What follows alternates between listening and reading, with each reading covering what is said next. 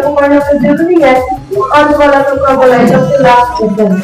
अब अभी बहुत कुछ करो। सबसे पहले ऊर्जा के स्रोत इस बार में जानेंगे। ऊर्जा क्या है? ऊर्जा को इंग्लिश में कहते हैं एनर्जी। इसको इंग्लिश में कहते हैं एनर्जी। तो उदाहरण से हम समझा रहे हैं, किसी के पास कार्य करने की जितना क्षमता होता है उसे ऊर्जा कहते हैं। कार्य करने की क्षमता को ऊर्जा कहते हैं। मान लो कोई बच्चा है ए, किसी का नाम है बी है, किसका नाम ए है, किसका नाम बी है। तो यहाँ पे कोई सामान है, इसको उठा के इधर ले जाए। अब ए कह रहा है मेरे से तो नहीं जा पाएगा, मेरे पास ऊर्जा नहीं है, मेरे पास क्षमता नहीं है कि हम सामान को उठा के लेके जाए। सामान को उठाने में भी मेहनत लगता है, जिसको हम कार्य कर सकते हैं, कार्य नहीं है। दुनिया का एक काम तो कार्य है, एक है कि हम नहीं कर सकते, लेकिन बी इसको उठा के यहाँ पे रख लिया। तो किसके पास कार्य करने की क्षमता ज्यादा है? बी के पास, ए के पास नहीं। ठीक है, तो कार्य करने की क्षमता को ही ऊर्जा कहते हैं।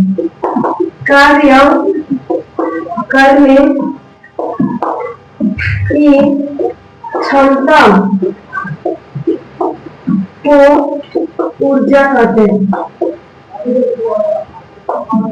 कार्य करने की क्षमता को क्या कहते हैं?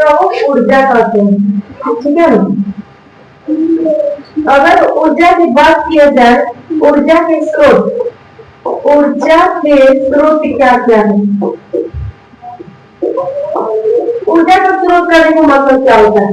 ये तो चैप्टर में हम लोग एक चैप्टर में पढ़े थे, प्रकाश का स्रोत।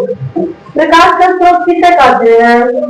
प्रकाशीय स्रोत किसे कहते हैं? प्रकाश का स्रोत जिनसे प्रकाश प्राप्त होता है, जिनसे हमें प्रकाश प्राप्त होता है, प्रकाश प्राप्त होता है,